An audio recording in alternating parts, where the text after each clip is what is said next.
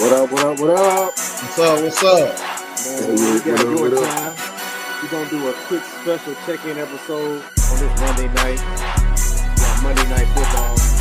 Third. I got my dogs with me, my brothers with me. Riley Howard, straight up national like me. My other brother, B.A., we call him Gerald Cook. Gerald Cook, we call him B.A.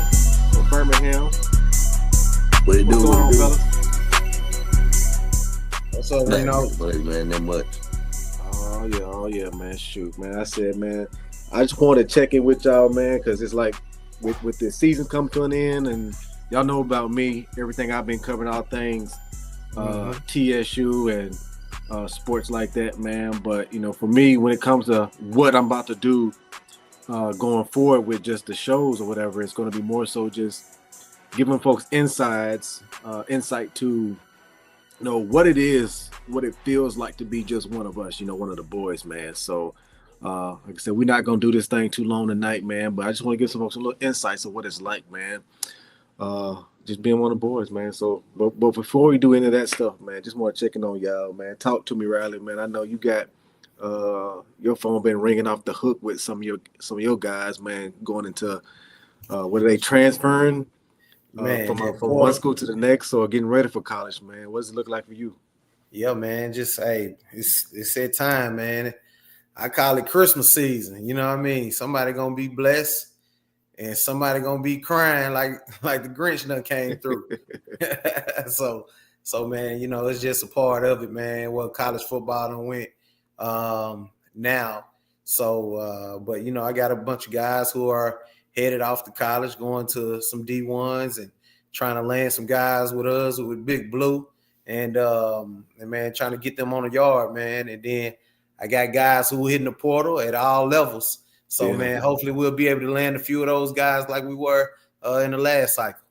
Heck yeah. BA, talk to me, man. Shoot, man. I know before we got on here, I know you said you finally got one of your little ones there finally into some sports for you, man. So if you don't mind, like I said, share with us what that's looking like for you. Yeah.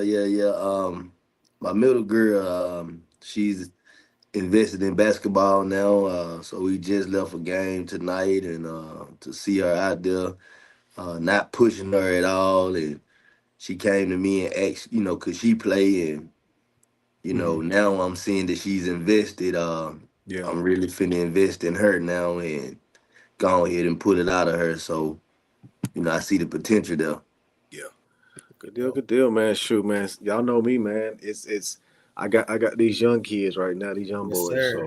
So my boys is 2 and 1, and so we I got a long way to go for we in that stage, man. But so You yeah, gonna man. So let's fly. talk about this real quick, man. We got it's Monday night, and we got this Cowboys Raiders game going on, man. And I know none of y'all are Cowboy Raider fans, man, but Unfortunately, my son is he a Cowboys fan. Al was his granddad, right? His granddad, man. I don't know Dang. how that happened. He from you weren't doing your Shelbyville. job, man. You ain't Man, supposed to let he from Shelbyville. Hey, look, man. Look. Hey, he said he wanted to root for the Cowboys versus the Titans. I said, hey, so be it. Oh man, no man. I got I got a soft spot for him, man. I'm my favorite player. I'm a 49er fan. Yeah. And it's gonna sound very weird, but my favorite player is all time is Michael Irvin. Okay. And I was in the Pee Wee. I had a guy in the neighborhood when I played Pee Wee ball growing up. They used to call me the playmaker, and it went from there, man. And he became a guy. And now seeing the talent that the Cowboys have on the field that's from Birmingham with Pickens and the Williams addition. Mm-hmm. That I may be a little bit, rooting for those guys, but besides that, nah. Yeah, that's right. I forgot George. He went to Hoover, right? Yeah, I ain't no big Hoover fan. I lost to them guys twice in the third round when I was in high school, so yeah, not a big Hoover guy. I get it. I get it. All good, man. Yeah. I love to, I like to see Hoover do well now. Because one of our own, Big Blue Junior Davis, he's one of the coaches over there on the staff. So I always Mhm. pulling for one of us. Good deal, man. So shoot, man, kind of tell me this then while we got this we got Monday night going on, man. But as I said, as we really start to get into just what the evolution of I'm really about to do with this show or whatever with your time, and the name of it is Your Time, Legends Unleashed, and like I said, we're featuring this this stream right now through Uproar Radio, obviously through the Your Time Network on YouTube. But like what I really want to get into is and I'm gonna go with you on this first, BA, how you got to Tennessee State. When did you Wow. first hear about it? Did you kind of always hear about it as one of the blue bloods of the HBCU space, or did you really not hear about it until the staff went down there to check you out? Um, I really is to be honest, I really didn't hear about it as much. um, Being in the state of Alabama, you hear a lot of the Alabama A&M, Alabama States, the Tuskegees. We're very saturated, Mm-hmm. oversaturated with HBCUs in the state of Alabama. So getting recruited by all of those HBCUs in the state, I actually, true story, once I committed to Tennessee State, um, I was actually watching a All-Star game, Tennessee All-Star game, and I saw Riley pick off the ball, and they say he'll be coming to Tennessee State. Mm-hmm. Um, so they kind of gave me goosebumps. So I was like, okay, I see some talent. I'll be coming in with some talent. Used to playing Alabama football. Uh, but my shift to TSU was a little bit different. I was committed to Southern Miss. Mm-hmm. Coming out of high school, coming out going into my senior year, Tyrone Nix had recruited me, and then it was a coaching change at the end of that season, the end of our senior season of high school. He ended up going to South Carolina. Um, Mhm. Stopped answering the phone. I lost contact with Yeah. everybody at Southern Miss pretty much, and a guy named Kayak. Um, he had been calling me. He was on the Coach staff at Kayak, the right? Yeah, Coach Kayak. He was on TSU staff at the time, and he said he was recruiting some more kids in Huntsville and happened to be at one of our games, um, and saw me. And that's how the connection started. And once I came on my visit, he left like the next day. He went to the NFL, and that's when Coach Fuller started taking over the recruiting process. But what sealed the deal on my visit? I never flew before. I Mm-hmm. never flew before growing up. Um, they put me on a flight. That was my first time of flying. It was like a 45-minute flight, and I hate flying to this day. Uh, but I was excited as a kid to get that experience on the visit. Um, and man, not having a father figure, I learned a lot. I grew up a lot at Tennessee State, having guys like yourself around, having that family environment that helped me through the process. Uh, and here we are today, man. Yeah. 20 Yeah. some years later, 21, 20 years later. I love it. I love it, man. Shoot, it's always a good thing to really understand how people find out about Tennessee State, because I think what we'll get into eventually is, as I do these conversations, some folks just never heard of it. They only know about what was right there in their space, man. And then, I'm coming to you, Riley. Obviously, you Nashville, born and raised like me. But talk to me about how the decision for you came to Tennessee State, and what it was looking like for you. Um, when I was coming out, I had a lot of people. I had like 12 offers and had a few, and I kind of narrowed it down. I had like MTSU, Arkansas State, um, Vanderbilt, TSU, Sanford, and I just kind of narrowed it down, and it ended up was going to be um, between Sanford, TSU, and Vanderbilt. So Mm-hmm. when it came down to it, like I thought I was going to Vanderbilt. Um, but when I went over there, I talked to some guys on the team who ended up going on to play in the league, and they was telling me, man, if you want to come over here to Vanderbilt, man, shoot, you gonna lose. You better get your mind right to lose. You better get your mind. I'm for real. And they was like, man, it's just one of the toughest things, man. We in the SEC and this and that. And you know me, I just always thought, you know, no matter where I played, I felt like I could change a program. Anyways, just off my ability and my work ethic and everything else. So you know, TSU was still recruiting me pretty tough, and they started coming to the school. Coach Reese was coming to the school, and Coach Reed, they was coming to the school pretty much on a weekly basis. And they was like, man, you know, if you come, you know, we'll be willing to take two of your teammates too. We like them too. That was KJ Bledsoe, and then Antonio Cunningham. So we called him Woo. So y'all remember Woo. So but man, you know, so man, at the end of the day, it kind of came down to it. I took my visits and stuff like that, and I used to watch TSU. And when I was a little younger, I used to go to the game sometimes. Been to one game in a whole when I was younger, and then I went to the stadium when they was winning. And then my most memorable moment at the stadium when I went to the game is when they lost in the playoffs to Appalachian State. They missed the field goal.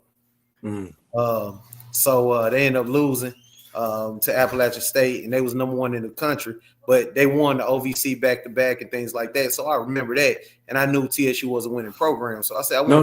Hey, I'm sorry, cut you off. That was A&T in '99. A&T. That's who it was. North Carolina A&T. Yeah, okay, I knew. North Carolina School. Yeah. That's who it was. Yep. I knew it was somebody. They missed the field goal to somebody. So, but man, long story short, man, you know, man, I went on my visit. I met Booby. We was on our same visit, and man, you know, we was talking a little mess to each other, talking about Texas football, Tennessee football, man. And it was like, those were some of the guys that I clicked with. And then, man, you know, of course, knowing you throughout high school and knowing Big Fridge and some of the other guys who we all was on taking part in, you know, saying, hey, look, let's get TSU back to those winning ways and winning championships, because that was just a few years ago. So let's get that back going. And, man, you know, that's kind of what helped me make my decision, man. I want to put on for the city, man.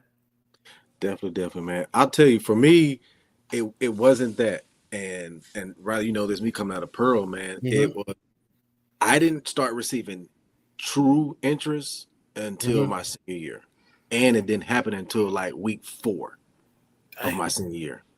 Prior to then, like it was quiet.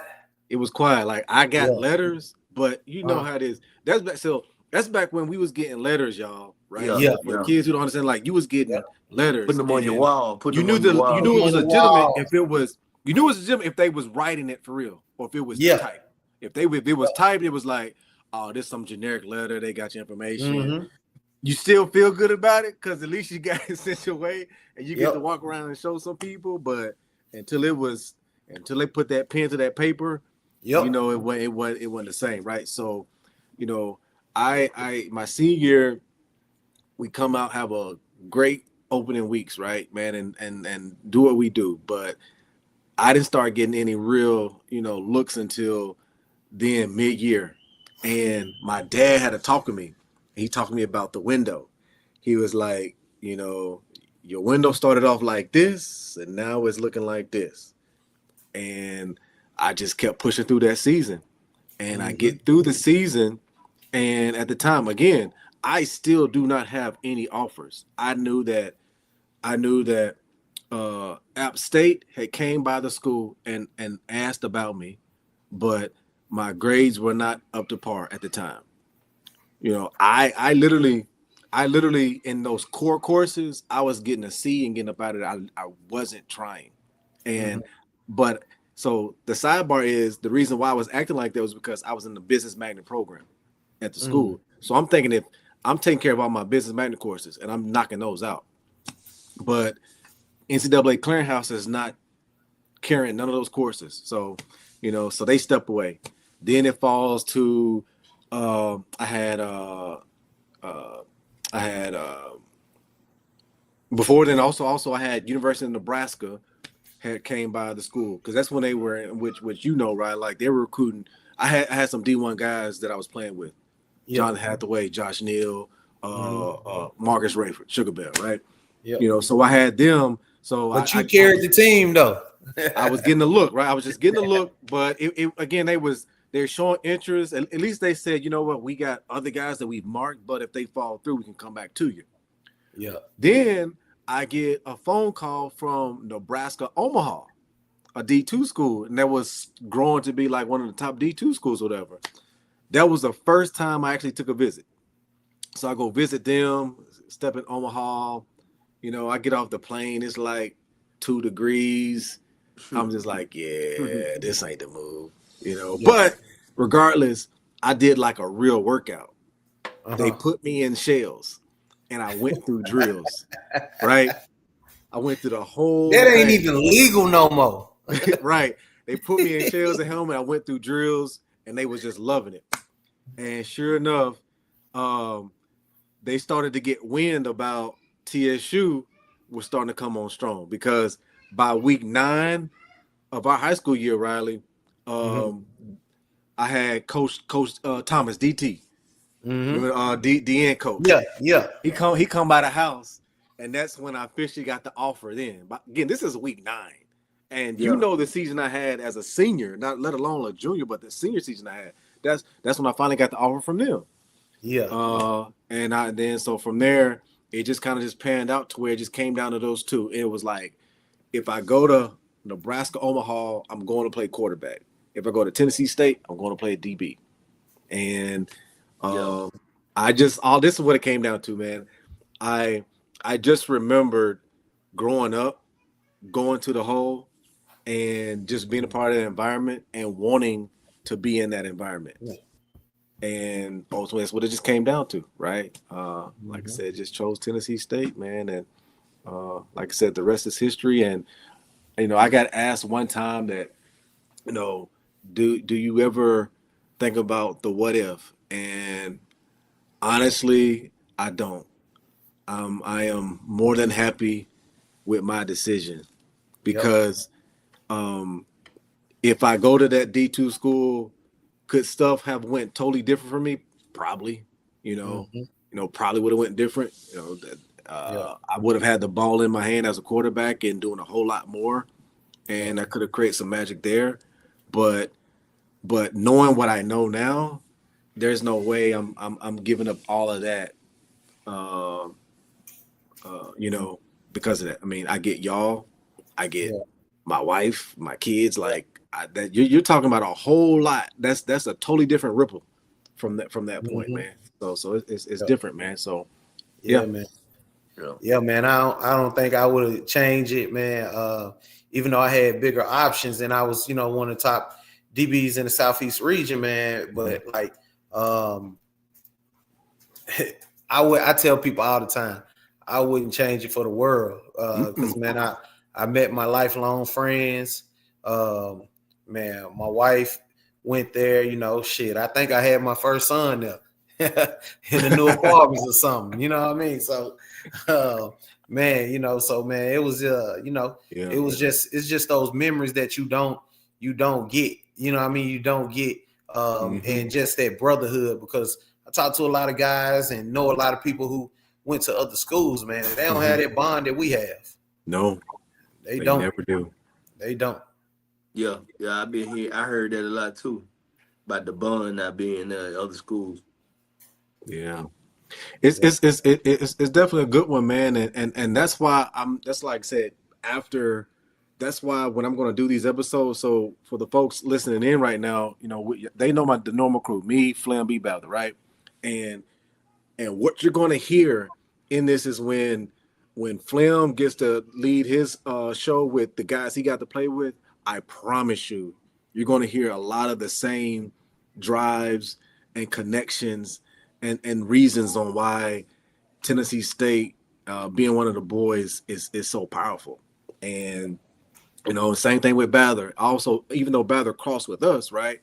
Mhm. His crew is still different, and it still has still a lot of the same stuff, man. So it's gonna be pretty cool to understand. And I'm like, for me, like that's what this thing is about right here, man. On Yeah, this man. side of what we do. I'm I'm forever grateful because I know some of the decisions that I made during my time at TSU.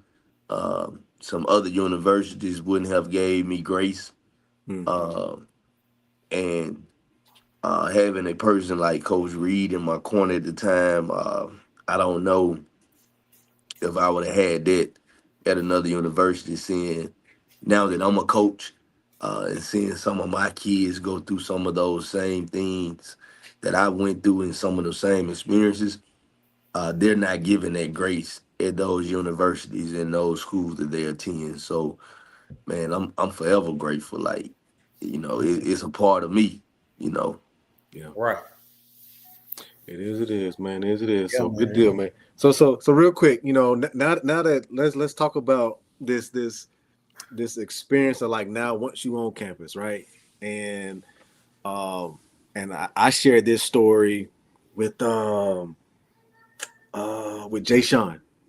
I shared it Yeah. with Jay Sean, Riley, Hmm. and uh, talk to me. Let's talk about like that first day in camp because we all came in together, right?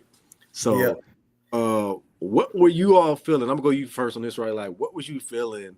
If you can't remember what you was feeling that first day of camp. I just remember. I remember our first meeting. Our first meeting, I stood up in the room, said, "I'm locked down. I'm from out east. I'm the best DB in this room." Yeah. And what happened was, look at my dog, one little time, little cash. And man, and that led to the first practice, right? Mm-hmm. And in the twins, man, can I cuss on here? That's fine. That's fine. That's fine. I'm keep PG. Well, he's the twins said, the little twins done said, "Hey man, I don't care nothing about none of that. I don't care about no IE stuff, no straff, no nothing. Man, shit, we going at your ass. We going at your ass first turn. We go first practice. We going, hey man, first practice, man. I'm talking about they sent the whole receiving court trying to send me deep, trying to put me up top. Hey, and then look, my first scrimmage. I know you said first practice, but my first scrimmage though, first person ever took me up top was BA. Jay Steve. He'll never let me live that down, boy. Oh, who was the receiver? Jay Stevens. Oh, Yeah. his My brother. brother-in-law yeah. took me up top. Boy, I cried walking down the hill, boy. Oh man, BA, tell me, man, how do you remember that first day of camp, man, for yourself? uh, Man, it was very it was an eye opener. Mm, I came from a big 6A school in Alabama, um, surrounded by talent, a quarterback in high school, and to see guys work ethics that was there already, it was Mhm. like, man, you better get your shit together. yeah. And um, I think on the field wasn't once I got my shit together on the field, that wasn't a bigger challenge. But man, TSU came with a lot of distractions off the field. Mm, Uh, and I fell into that trap, the off yeah. the field distractions. Yeah. I didn't 18 have and my 1. shit together off the field. 18 Uh, and 1. I fell into that side of it. But on the field, the first wake up call I had was that first scrimmage that we did. It was against, like, we was scout team freshman Mm-hmm. year going against the ones, and I'm used to dancing coming out the pocket, and I danced one too many. I made one too many moves, and Monte Duncan, excuse me, and Leonard Davis caught me, Yeah. and the next play I threw a touchdown that Riley was talking about to Mm-hmm. Jay Stevenson, but my shoulder was hanging. Mm, And I did, that's when I found out I had dislocated, separated my shoulder. So yeah. That was like my first wake up call. Like, yeah, you got to make a move and get somewhere. Yeah. Yeah. Dang. See, for me, uh, it goes back to, and I shared this story too on a different episode, and I talked about so when, and I'm not gonna tell this side of the story because if Dominique can get on, I'm gonna let him tell that side. But again, we came in and a little bit before camp, right? You know, that's back when we were doing 7 on 7s, 7 on 7. Yeah. and you know we was going down there to the baseball field, but it's like I think like it's like further down from the softball field. Yep. Yeah. So we down there running 7 on 7, right? Yeah. And when I came in, I was coming in to play corner. So we get out there in 7 on 7. Again, this is before Strong, D Ray, Ahmad, What? all of those boys are here right now. They're not there yet. So me and Neat, and then you got Jay Black, Landrum, Big Keita. Wesley Holmes, a bunch And of them. Keita was Like there. Keita was there. Keita might have been there too, right? So yeah. So what Yep. I'm saying is like from a corner standpoint, me and Dominique was getting all the reps. And I'm like, okay, yeah. He gonna be the lockdown kind. I'm gonna be the strong side, you know. I'm gonna play like a Rondé Barber type cornerback, right? That's what's going in my head. And I'm like, oh, okay, this is gonna be the move. This is gonna be the move, right? Because I said this was gonna happen. I'm like, they gonna stop throwing at him, and then they gonna think they can throw at me. And I'm like, that's when the action gonna come my way. So when we get to camp, I got moved to safety. So I'm slick mad on the first day of camp.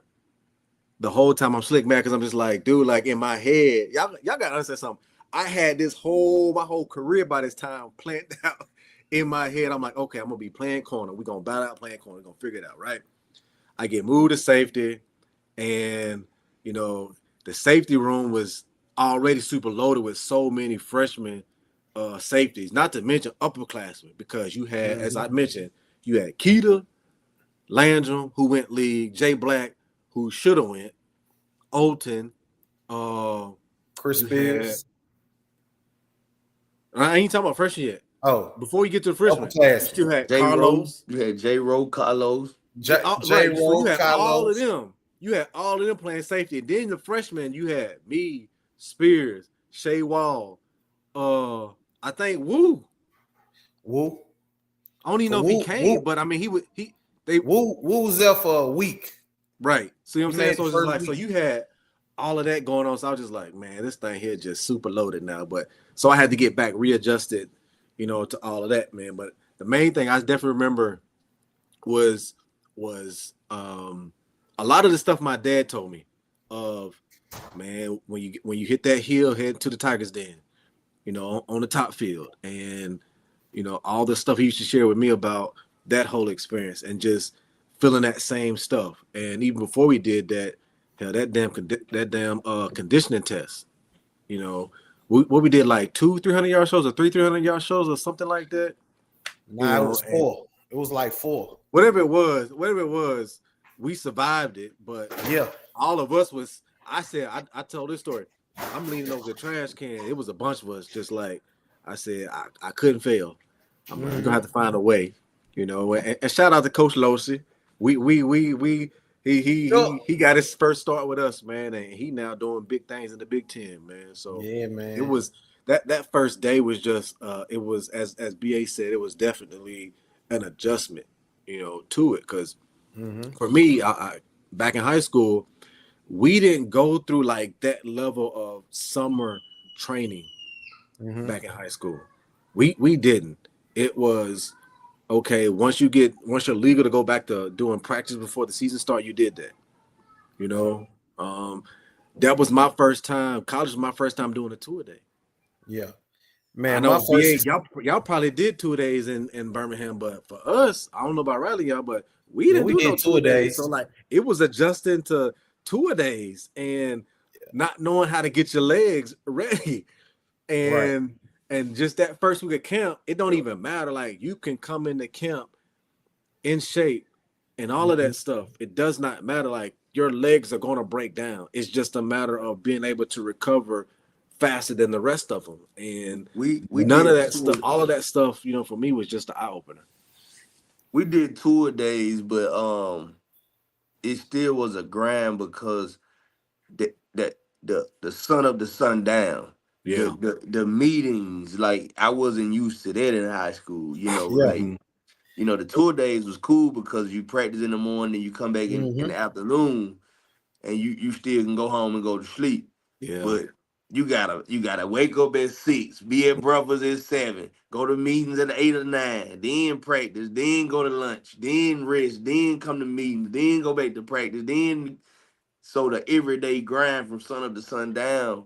Yeah. Man, I never had blisters on my bottom of my foot until I got to college. Like Yeah.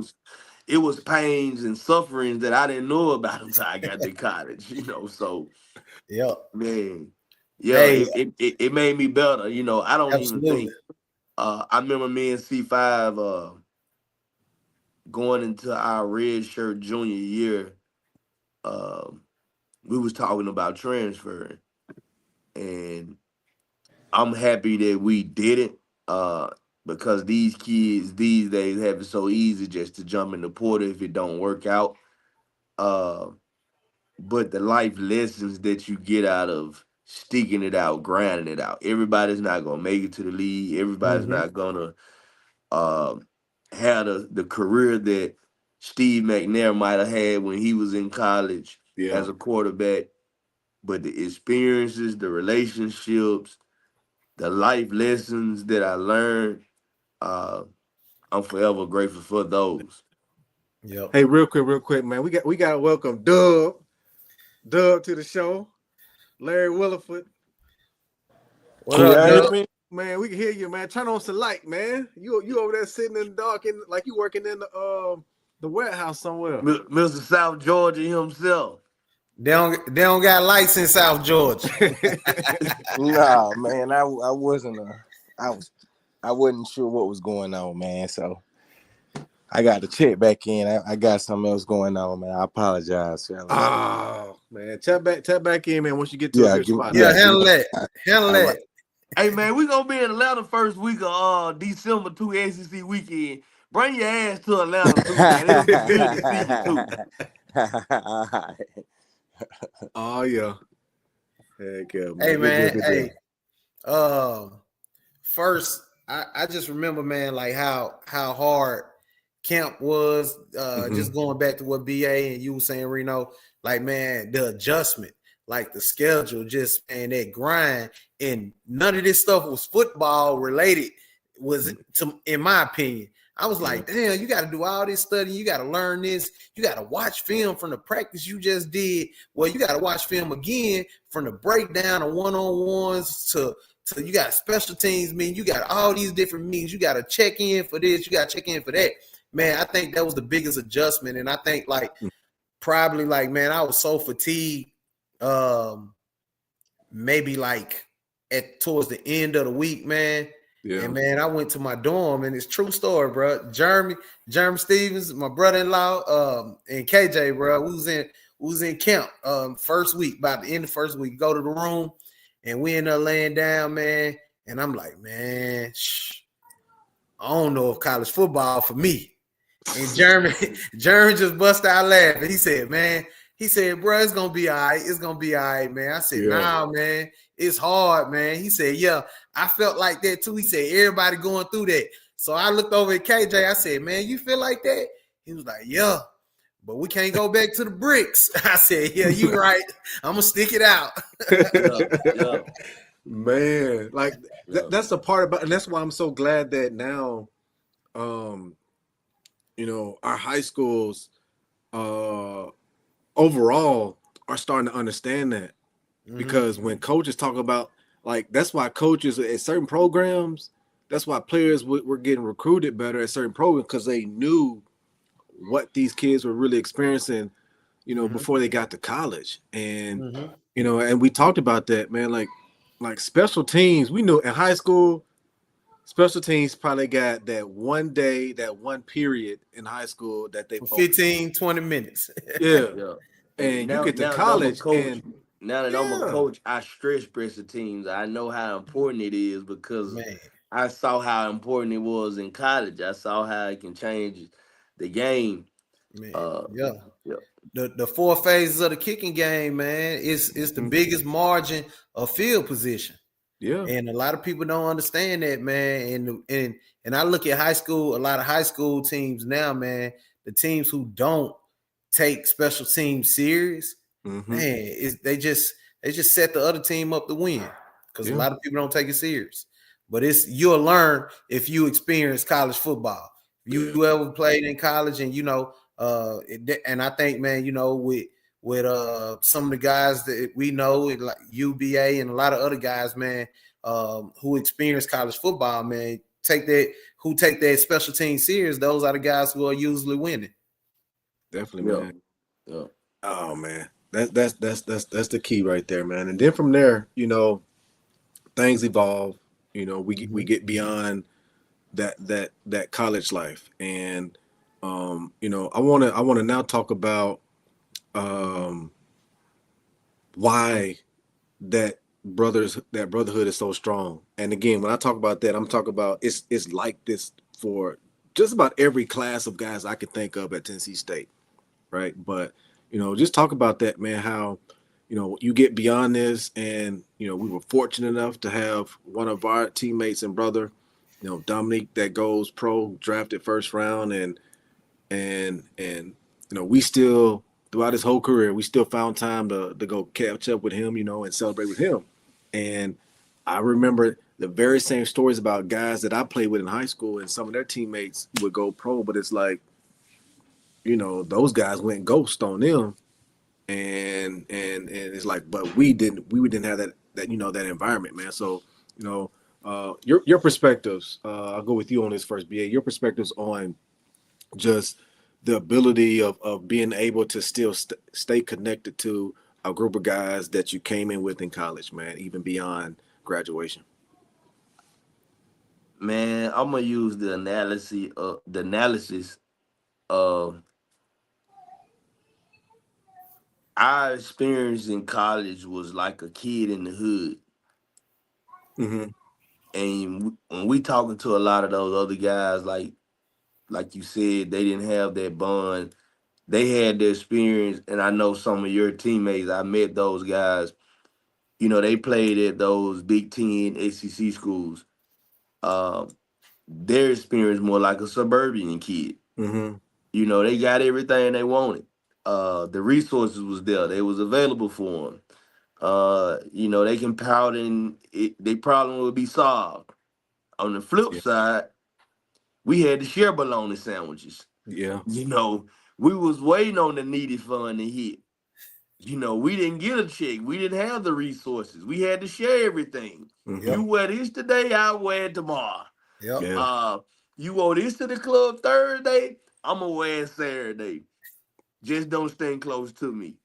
Uh, and it was one of those, you know, uh, when Dominique made it, he didn't forget about none of us. It was like we all made it. Yeah. The Mm-hmm. experience that he allowed us to have.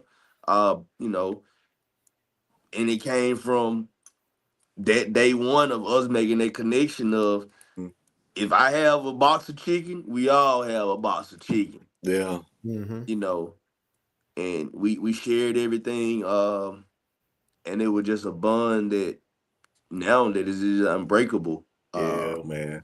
It was it was them days we get a free time, and especially back in the summertime. And whoever had like $5, it was you go to the Wendy's, Dirty get Wendy's. up the dollar menu, they go to them to get their dollar menu stuff, or it was McDonald's. Hey uh you Reno, I know, don't mean to cut you off like that, and I know, and no disrespect to nobody. I love my wife, but just we talking about our experiences right now. yeah. Uh, do you remember when I used to talk to somebody at McDonald's We used to and go up there hey, after practice, after we workouts. was going Hey, there after Eat for practice, free. man. everybody ate for free. Everybody ate for free, and one time we had so many chicken nuggets, man. We was throwing chicken nuggets at each other. Yep. Yeah. Oh heck yeah! There in when we had. Hold on, I got a special guest coming to the stage. None other than himself, Coach James Reese. What's up, What's What, coach? up, Coach? what are y'all doing? Hey man, we hey man, we the last Reese boys, man. We just having a good time talking about how we came to Tennessee State, uh, that first camp experience. We just getting into it, man. But real quick, man, while we got you on, hey, Coach, man. hey, Hey, Reno. hey, Hey, when he before you just say came on anything, and coach. said, "What are y'all doing?" It gave me a flashback from Atlanta Hey, Classic night. hey, I When he thought I was caught about to me and have to Cecil, he run, caught me and Cecil outside their room. We had to roll on Sunday. man. Oh no. I thought I was about to have to go outside and run when he hopped on here like that. Oh my goodness. Yeah, man. Shoot, we just having a good time, Coach. Man, like I said, man, as season, I'll tell them, man. As season winding down, man, we just, Mm-hmm. we're just sharing with folks why our brotherhood of being one of the boys is so strong. And like I said, Cook was just talking about it, how, oh man, shoot, man, there are times when, he had to connect at the fast food restaurant, at the Wendy's or the McDonald's, and we all pull up in the car and we all ate off of one person's, because somebody had to buy something, right? They couldn't give it all away for free, but we all found a way to, make it work, man. And we just talking about how strong that brotherhood is. But I know you, Coach, right? Your crew, y'all still tight to this day, man. And just Yeah. share with us about some of the things that you all went through as teammates on why that bond is still strong today. Oh man. For us, I mean, uh, when we played, it's a little bit different than when I'm gonna say modern day football. Mm-hmm. People. When you tell the story, people laugh. They say, "Well, because we practice 3 times a day Mm, during camp." mm, And when the season came, um, especially when Coach Gillum came back on Monday, Tuesday, and Wednesday, we practiced twice a day. And this is in season, so in it's season, practicing twice a day. in season. Oh, Well, basically that first at 3:30 practice, 2:30, whenever time it was, that was more of a uh we would do 7-on-7. We would do individual. Then we had to leave and go to the calf and come back, and we came back for that 7 to whenever practice. Most of that was team special teams. yeah. So uh we didn't have the luxury of having a meeting before we went out there. We did everything basically on the field. But that in itself, I mean, we were always together, literally, Mm-hmm. from the time camp started to from being in Boyd Hall. Uh, I lived in Boyd Hall for 3-4 years. Ooh. Living in Boyd Hall to Hey, cause we had uh, no y'all didn't have no new apartments. now we had Nah, Boyd Hall, boss. That was the newest it's gonna get.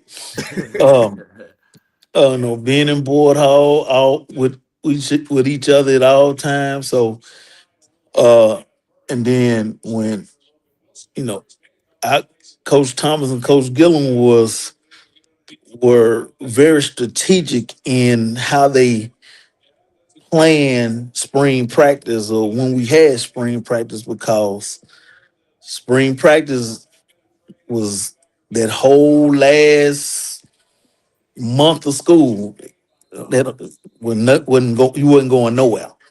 Mm, So we was together all the time, and even in the summer. So we from in the summer we had to live. We had to run the track. And the track has sent many people away from there. And we were really the last group to run the track, because that track made a lot of people leave Tennessee State. yeah. So real quick. So tell me this, Coach. Because my dad told me this, right? And everyone knows my papa was there in the '70s, but it's like where in your era were there still considered like tryouts to some degree? And that's how they still was running people off. Because my dad talked about, he was like, it was still they still had open tryouts for a lot of people even in his day. I don't know if we really had so much of trials for the track was your mental toughness test. Mm, And um we had to run a track in the summer, July 1st. We had to run a track when camp started, and we had to run track in the spring. And you know, when you got big dudes out there running 2 miles, and then you got to run a mile, and if you make the mile, you got to run a quarter. If you make the quarter, you got to run 2 sets of gases, and when you get to the gases, you can't miss the first one, you can't miss the last one, and you can't miss neither one of them by more than 4 seconds, or you go all the way back. mm, So it was more of a a mental um, toughness thing uh, that Coach Gilliam, Coach Thomas used, uh, and for us it was a bonding thing. Some people we had to push off the track. mm. We had to push them off the track so we can get them off the track so we can have them on the field. Cause if they ain't finished the track, they ain't get no uniform. Yeah. Oh Dang. yeah. See, that's why. See, yeah, see, man, that's that brotherhood right there. Like you knew that we still needed this person, and we just like, man, if you don't find a way, you Yeah, know, so it's many. I mean, we pushed Melvin Wise off the track. We pushed some linemen off the track. We needed them folks. yeah. You say we need them Share with folks. us real quick. Just remind the folks real quick, like some of that, some of that top tier talent that you had a chance to play with, man. Because y'all had some nice ones now. Well, I do know. So I came to TSU as a defensive back. So a lot of people don't know that. So, Mm-mm. um, but when from the time that I was there as a player, um my probably until the last year, probably until I finished coaching there. Mm-hmm. If you came in that defensive backfield and you started 2 to 3 years, you got a shot to go to the NFL. Mm, So you talking about Tony Stargell, Anthony Shelton, mm. um, Roger Holmes when I first got there, They're a um, lot. um, Cedric Davis, who I played with as well, Sorio Jackson, um, uh, all the way up to Dominique, Eric Joyce, Deion Giddens. Mm-hmm. You know, them dudes played 3, 4 years in their secondary. They got a shot. Yeah. They got a shot. So you had those guys play with Anthony Pleasant. I came in with Robert Porche. He was in our class, in our freshman class. Now hold Larry, on. Hold on, huh? hold on. Now. Why can we keep him there? Because the Hey man, hey, I can't tell this story on air. okay, Oh, okay, fair enough, fair enough, fair enough. um, the Larry Thorpe, Yeah. Bernard Wilson, who went to Maplewood High School, Mm-hmm. uh, played with him. Um, Shoot, there's a bunch of them jokers. Tim Cross, who got a shot, he was in my class. He played running back. Was probably one of the biggest running backs you ever seen, Yeah. besides Kennebrew. Um, so yeah, At man, play. Hey, you and Yeah, At came in together. AT was year before me. Okay. AT had a cup of coffee in the league as well. Mm-hmm. So it was some guys. It was some guys out there now. Yeah. Definitely was, man. Well, sure. I ain't gonna hog all the questions, man. BA Riley. I gotta ask Coach, man, Coach, one question. Um, Now that I'm a coach and I'm on the other side and I see things different now, um, I just want to ask you this: going into your that 2004 year when you was recruiting your last class at TSU, Mm-hmm. did you go in there with the attitude of saying, I gotta put everything on the table, or I just want all these guys? What was your thought process going into that year of recruiting our class? Cause Well, you did a hell of a job, coach, and I appreciate you for it. well, our thing about recruiting was that we always wanted to get the best guys we could get. Now, whether that guy was in, you know, in Alabama, if that guy was in Florida, that guy was in Georgia, we wanted to get the best guy that fit our program, that we thought could contribute and fit what we did. You know, a lot of times these days, people going out and they recruiting people on just because Mm-hmm. somebody said something and them cats don't pan out. But we would, we thought we did the leg work, that we got enough guys that fit what we wanted as a player, fit what we wanted in our program, and those guys, for the most part, those guys been successful. Shoot, look at y'all. Yep. Yep. Yeah. Yep. Coach, I just wanted to ask you, man. So just going back, man, a little bit, man, just knowing that we was your last class, and man, with you bringing in, because what you saying, I mean, you was trying to get the best of the best. I just remember on my visit, um, damn, what's it, Dorleen, Franzi. Dorleen, Franzi. Franz, Ron man, Darling, yeah. yeah, I just remember. Look, we get out. I got a basketball game, and I'm coming on my visit, and then I'm coming back after my basketball game to the hotel. So we go on a visit.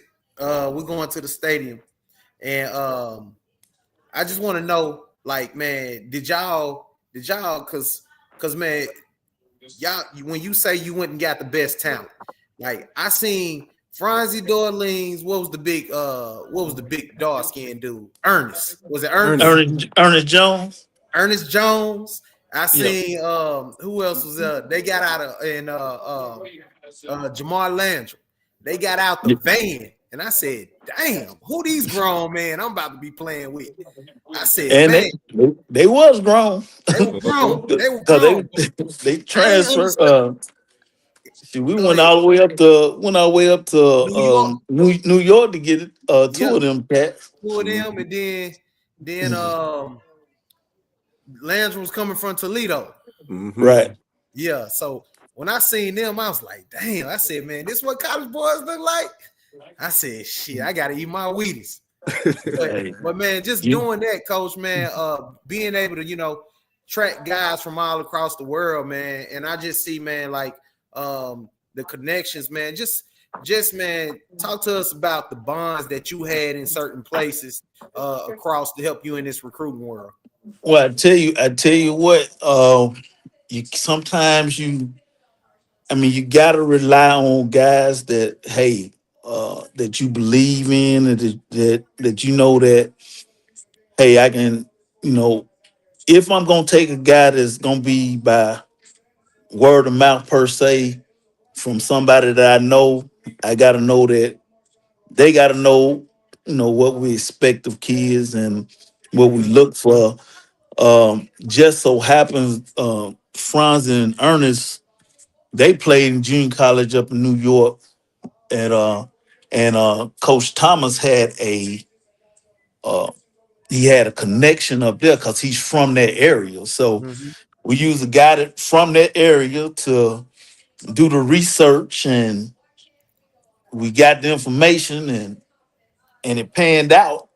And when we got the film, we liked them on film, and I said, DT, let's make a trip.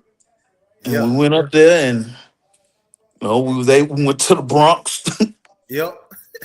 went to the Bronx, and went to Brooklyn, and got those guys to come on down. But that was, we had a few with the cats on the staff. We had some guys who had some East Coast connections, so we were able to able to leverage that to the best of our ability.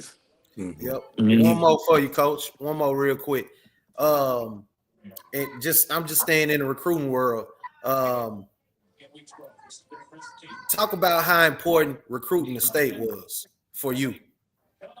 oh man, it's that's funny that you say that because I have a still have a newspaper article in my somewhere in my office at school that has it's a picture of all the Nashville guys we had on the team at that time. Yeah. Yeah. And I think Dion is on that Dion is on that picture.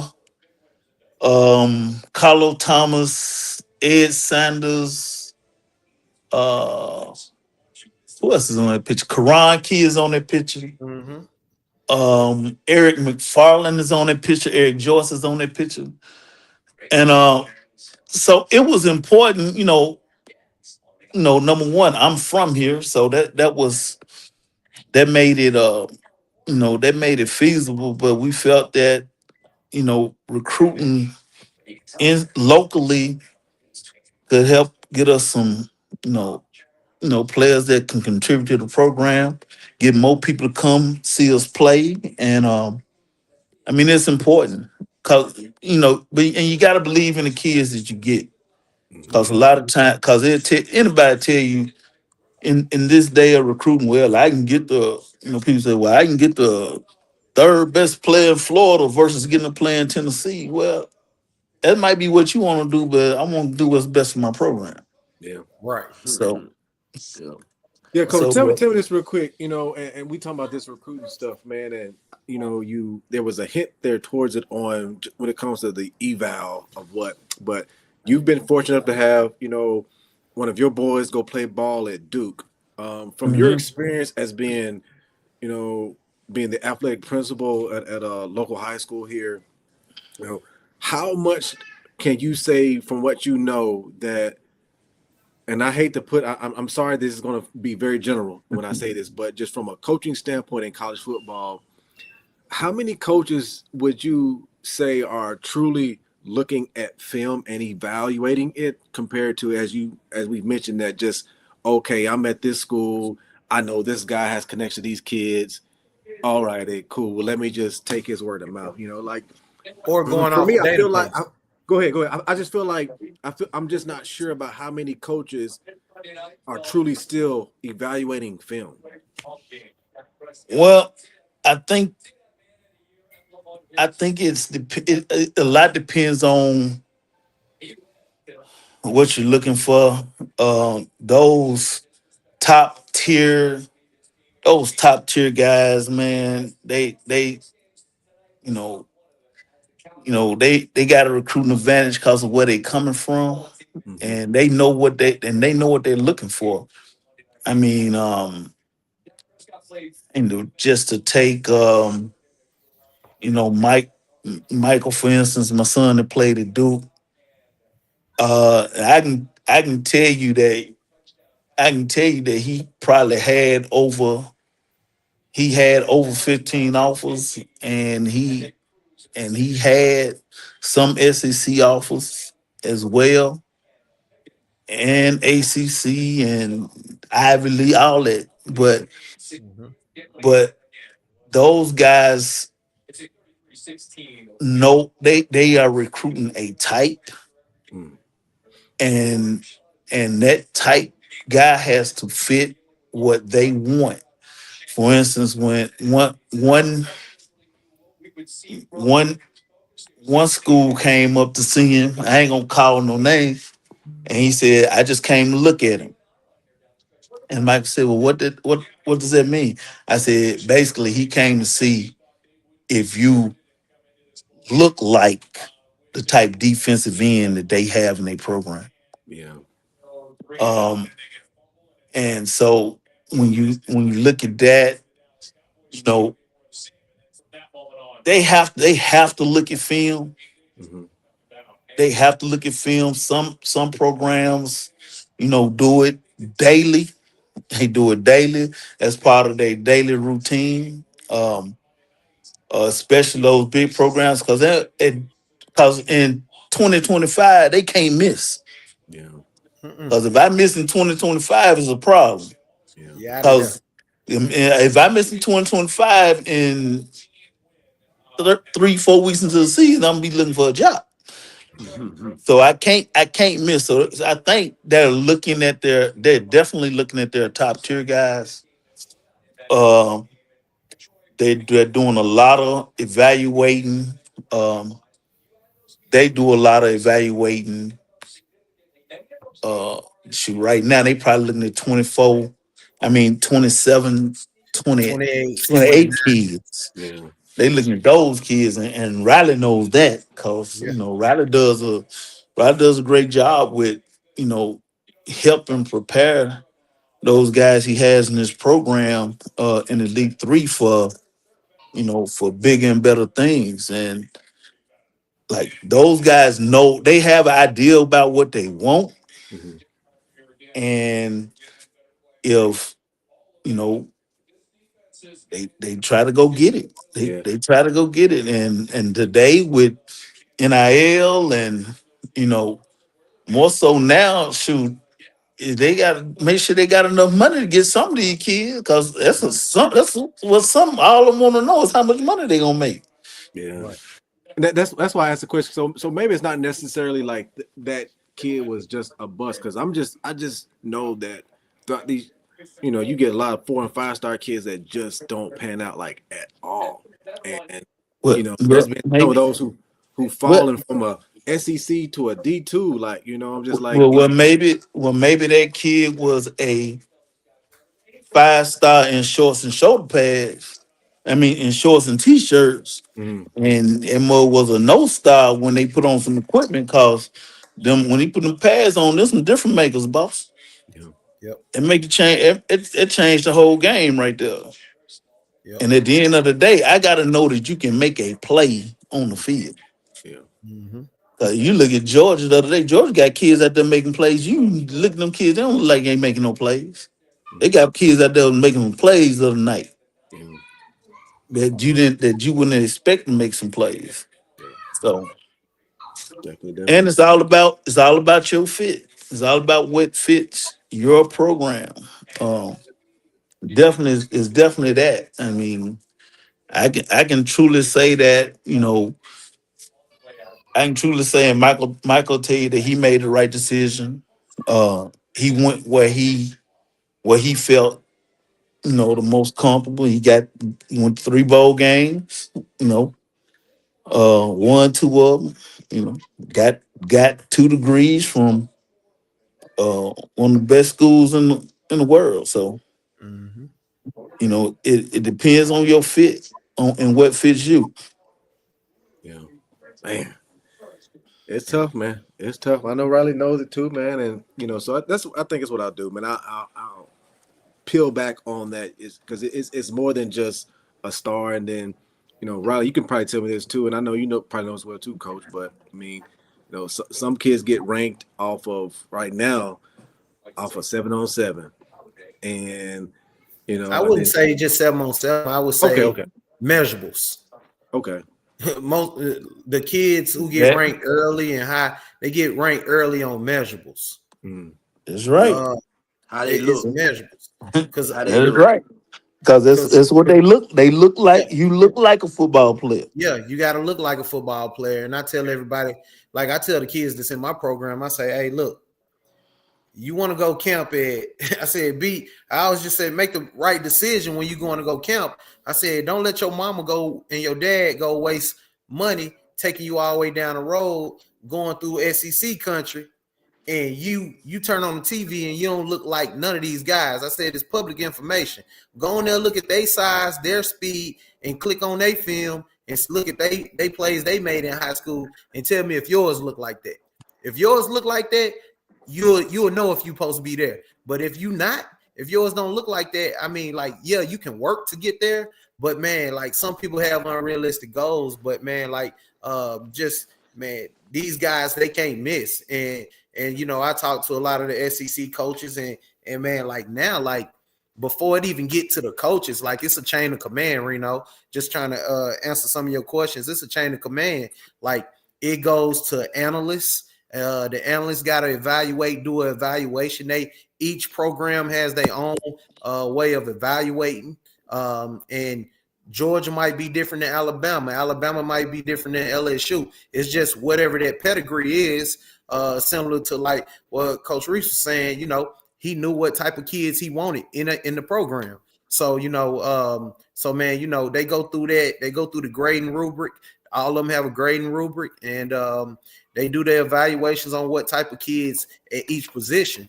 And then it goes from them. It goes to another guy, and then by the time it get to a position coach, it's been fact checked 3 times before they even watch the film.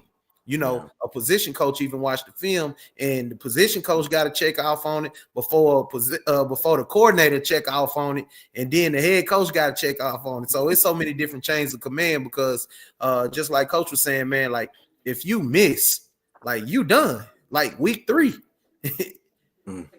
you done week 3, man. So and man, I just see so many kids, man, who don't take it serious now. You know what I mean? It's all about the money. They want the money. But man, I tell the kids, man, that I know and come across paths with, I'm like, look, if you asking for the money, you better be asking for man, putting in that work and man, doing the things that ain't nobody else doing to maintain. Because I said it's a job now playing in college. I said you ain't just going for a degree. I said, man, you getting paid. And when you getting paid, it come with expectations. So the more money you asking for, the more expectations you're gonna have. When they pay you, they want a return on their investment, boss. Absolutely. If They not, want a you'll be gone. return. If not, you'll be gone. I personally know 3 kids who went to the SEC the last open period, as far as when in the portal. They all finna leave now because they didn't pan out or they about to go or they went to another division, ACC, and they about to go up. They probably about to go to the SEC, to the highest paid. But these folks want to return on their investment, and they not obligated to keep you. It's a 1-year deal. Yeah, Really a semester deal now. That's what I'm about to say. I was told it was It's a a semester deal. Woo. It's real. Yeah. It's tough out there, and it's getting harder and harder for high school kids because the portal makes it harder and harder for them Mm-hmm. unless you're those 4 and 5 quote unquote 4 and 5 star guys, they're gonna be fine. But Mm-hmm. the guys that that's gonna be below that, the below that tier is gonna be, they're gonna have some, upward battles because as long as the transfer portal is a thing, um, you know, some schools say, why would I take a high school kid when I can take a kid that has been in college for 1 or 2 years, is already bigger and stronger, and Mm-hmm. I don't, and maybe or maybe not, I don't have to develop him as much per se, but um, maybe that guy's more ready to play. But Mm-hmm. I one of my good friends told me this. He said, "Yeah, that sound good, but the key to that whole statement is, does that kid have some game reps? Because if he ain't got no game reps, I might as well take his freshman. Yep. Yep. Because he ain't got none either." And he got So no, more that's years. and that's the one you can mold right there as well too. That can get Oh yeah. ingrained in the program. Them, Yep. that's one thing that and as we get ready to wind this thing down, man. That's one thing about our class that folks forget that you know we were Coach Reese's last class, but we were also his first class off sanction, if I remember that correctly. That's true. Y'all was the first class that when we got all the scholarships back. Yeah. So So and that's why that's I why was more y'all. yeah, that's What we why to this signed? What day was we our were just class? like 31, 32, coach? Yeah, y'all was at 30, so that was the 30. lot. You 30. couldn't. That's the Yeah. largest one we had. Oh yeah, yeah. man. It was just like Cause all the other years we were on probation. yeah. Yeah. Yeah, man. It was just like we just wanted to this day we talk about it's like if we just would have got through, had another season, just we just all believed it, The to this cover day. wasn't bad. Y'all had some people there now. The cover was not bad. Oh no, no, better know it, man. Shoot, we were talking about this, and I said, Coach, I had this bone to pick with you, man. And I'm gonna put this. It probably ain't really you. It probably somewhere between Coach Reed and Coach Fuller on there. But we was just talking about before you joined in how when I got to TSU and how we was doing 7-on-7 in the summertime at the in the old baseball field, the one furthest on the lower part of the Mm-hmm. softball field, right? And I said this summertime, and like the starting corners are not there. So Strong ain't there, D Ray ain't there, Ahmad ain't there, J Rowe not there. I'm trying to think because J Rowe he was going between corner and safety a Corner little bit. safety, we He doing both. wasn't there. You know, it was just me and Dominique, but we still had Keita, Jamar Landrum was there. We still had like Big Wesley playing line. But we had him, Daniel D Weezy. Williams. D D Weezy. Weezy, he was there, right? So I said in my head, right in my head, I'm like, I see how Dominique playing because they he breaking on out routes and everything. I'm like, oh okay, yeah, yeah, yeah. So I said I'm coming in. I'm gonna be the nice strong side corner. I'm gonna be your Rondé Barber type, right? And for the most part, I'm like, we playing 7-on-7. I'm feeling like, okay, I did good for the most part. So what's in my head, my game plan was this. Okay, we gonna get in the camp. And again, this is me being totally naive, not realizing that the starters who done put in the work ain't been here. And I'm like, oh, okay, yeah, yeah. So we gonna get in there. We gonna get our chance. They gonna put us in. They gonna try Dominique, and then they gonna realize they can't go that way. They gonna start cutting me. I'm gonna start making my plays, right? Then we get to camp. I look on the depth chart. Y'all don't move me from corner to safety, and then now I'm in this uphill battle. It was an uphill battle regardless because again the DB room was just stacked to begin with. But we was just laughing about it early on how just naive my head was because I'm like, you couldn't have told me that I wasn't about to be a true freshman as well too, man. Going into camp, but then you get that rude away. He's like, nah, I Nah, ain't I ready ain't yet. ready. I ain't ready yet, man. We had y'all came in really at a good time. You know, um, you know, Coach Fuller was there. You was getting Great. tutored by a dude that played in the league for Mm, 7, 8 years, and and y'all had some good days. Y'all had some bad days, but that yep. now that other boy that was with y'all, that little skinny boy, Yeah, that little skinny boy touched the ball every day. he Every sure day. did. I I don't know went in, how, but he was there. I went in the meeting, and I just asked the question. I said, "Hey man, this dude touch the ball every day. What are we doing?" Hmm. Well, Coach, he a freshman. Tell you what, if he ain't out there, somebody gonna get fired. Now, y'all can figure it out, but that boy gonna be on the field. He gonna Yeah, be on the field. So, so it wasn't about whether or not you was old or young. The best player got to play. yeah, Yep. Best player got to play, and and I knew y'all class was gonna be good because y'all were the type guys that we felt that was gonna make the program go to the next level. yeah. Yep. I mean, Hey, and coach. you One choose more. good, boy, because running backs like you ain't Yeah, really that's no what I'm running about to back. say.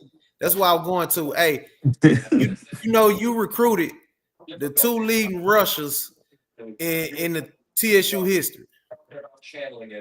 Well, yeah, and we did now. Charles Anthony, we wasn't even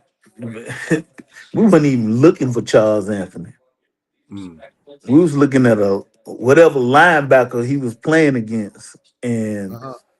I literally told him, I said, "Hey man, I don't know what linebacker we looking at, but go get that running back because he the best thing on this film."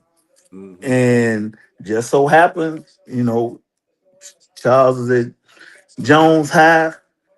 He wanted to go to Fam, but Fam wasn't really getting to know uh no love. Mm, We brought him up here and told him come on, yeah. and Rest was his. the rest was history. Yep. And then Javaris, you got Javaris from Texas, and Rod, Coach Reed had a connection in Texas, so we was able to bring him on up here too. Oh my goodness, yeah, man. Like, but that's what it's been, man. Well, look here, man. I done held y'all on here. I we got on this code. I said we just gonna do this for a quick 15, 20 minutes. Here we are, an hour 15 into it, man. But I mean, that's the boys, and whenever we get a chance to get together, man, it's always good to catch up, man. And like I said, man, from me to you, and I'm gonna let them speak their piece on it well too, man. Thank you for giving me a shot. I talked about this on how you know, I'm going into my senior year in high school with no traction. And we start off, and I have a great opening week against the number 2 team in the state, right, with Hillsboro. And it goes from there. And then, and I just talk about how, like I said, I didn't have any real traction until probably like week 6 or 7 when Coach Thomas came by the house, and then I was telling him about how that D2 school, Nebraska Omaha, was one of the top D2 schools that came by as well. But I'm like I said, it was slim pickings. I said outside of that, I said App State came by the school, but my grades weren't right. Nebraska, University of North Carolina came by the school, and they were looking at some other teammates who, like Josh Snow, who played at Wisconsin. They were going after, remember Marcus Rafe with Sugar Bear, one of those as well Mhm. too.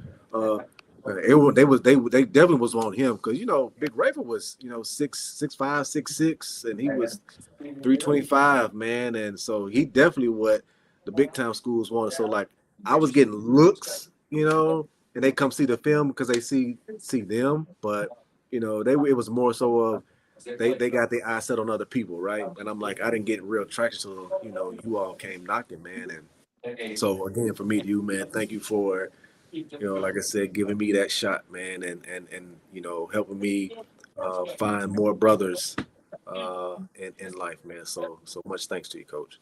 Man, it's not a problem. Hey, you did us a favor because you chose to come be a part of Tennessee State. You know, I had the opportunity to, me being in Nashville, and I had the opportunity to watch Tennessee State from 1978 to now. And and people often ask me, well, how long were you there? And tell them I literally walked on the campus in fall of 1987, then leave December 2004. Mm, So I have, knew knew I was gonna go to TSU as when I was, growing up. That's when my parents went, but it's a special place. When you go there, you find out it's a special place, mm-hmm. and it's something that you want to be a part of. Yep. Definitely. Well, Coach, BA. man, I just want to tell you, man, I appreciate you for real, man, because you and Reed kept coming by the school asking me what I'm gonna do, and then one day in the hallway, you just told me, "Look, man, you coming to TSU." So gone. I send you the paperwork on signing day before signing day, so you sign it. So you come to TSU, man, and I just want to tell you, thank you, man, for helping me make the best decision of my life, man. Hey man, look, you met your wife there, didn't Yep, yep. you? And you still a big part of the program because you training cats to be a part of it. Mm-hmm. Whether they choose to come there or not, Yep. eventually they gonna come back. We They gonna get gonna them. come back. They gonna They gonna come come back. back. Yeah. Man, Mm. coach, man, I just want to tell you thank you, man, because I know when I was getting recruited, going through the process from the in-state schools, they wanted me to switch to defensive back, and man, you gave me the opportunity. You say, "Nah, we're gonna get the opportunity to play quarterback," and you put me on a flight. That was the first time I ever flew before. Uh, like Reno said, I gained some brothers along the way. Uh, The only thing I wish I would have done different is with that time y'all called me into the office freshman year at the end of the season, going to Jacksonville State, asking me, do I want to play? I wish I would have said yeah and burnt my red shirt. Oh man, you probably shouldn't have burnt your red shirt. It's probably too late then. Yeah. But look Yeah. here, yeah, you now you down there, you know, went down there in Memphis. You now we sent 18 them down there. And y'all whooped up on them. Why y'all do 18 them like that, man? Who was The Cause you, Melrose. yeah, why Melrose do Maplewood like that? Oh, Hey man, they got to do what they got to do, I you man. know I ain't I literally probably breaking down this white Westview film of them because Ty Simpson kicked me out his senior year. But Well, I probably getting ready to watch this Westview film for them. They gonna have a tall Tad this week. yeah, they gonna have a tall one this week, oh boss. yeah, oh Yeah, they yeah. gonna have a tall. That one there pretty good, boss. He might be better than his brother. I ain't Yep. know that. I ain't saw him yet. Oh, he nice. He might Oh, be better than the brother. he You'll see might it on be the film. You'll he see it on. might be better than yo he might be he nasty boy. Wow. Dang. He Wow. nasty. Yeah. And they got a lot of they got a lot of yeah, yeah. They gonna have to clean up because them penalties last week, they had a lot of penalties last week. You ain't gonna be able to get behind them sticks up there in Martin. No, that's gonna be bad for him. Yeah. It's gonna be bad for him. But So hey, so they got you breaking down film for him, I be watching man. film for them. This year I posed to went over there, but I never got a chance to see my daughter. She was a senior. She the captain at Whitehaven. I never Okay, got a chance to see her cheer. there you And go. this year I was like, man, if I ain't finna be the OC, y'all, let Hefner go ahead on and do it, Uh, and I kind of just, spent time around her or whatever. Good, good, But good. them my brothers, so any way I can help, they extended the olive branch and they were like, man, we need you to look at some film, whatever you see, let us know. And man, Yeah, I'm gonna help out wherever I can. yeah. Crunch time. Everybody needs some help. Everybody Mm-hmm. need a little help. Yeah. Yeah, man. Like I said, we gonna let it be known that Pearl carrying that torch for the Metro School, Pearl and East, man. So Yeah, it's gonna. Ooh. maybe one day, them boys from Whites Creek can figure it out again, man. There you go with that. Shoot, I saw AT last Pearl week too going to at the Marshall game. County, ain't she? Yeah, Hey, yeah, we should. They should handle them. They should handle them. I saw AT and Richard Gale over there on Maplewood sideline last Yeah, Friday. Gail teaches over there.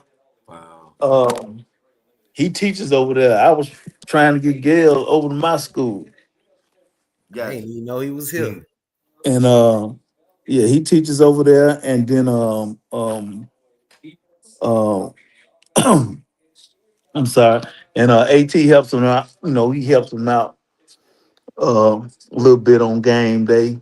Is the Um, head coach is the head coach a TSU alum? now Kristen go to TSU. Mm-mm. No, Kristen go to TSU. Well, At is a Maplewood graduate, so Yeah. he Gotcha. try to help his people out. Yeah. Gotcha. Oh yeah. Oh yeah. Well, shoot, man. Like I said, let me let y'all go, man. As All right, man. always, I definitely appreciate you getting on, Coach BA No Riley. problem, man. Yep. Yeah, man. Like I said, we gonna keep this thing going, and the next time we do this, it'll be I'm my other co-host Flim.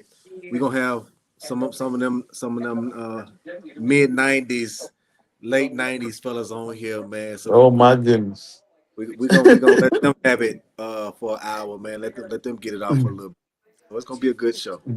All right, man. Appreciate It's y'all, gonna be man. great. Love y'all I mean, boys. appreciate y'all. Thank you, Love you, man. man. Oh All yeah. right. All right.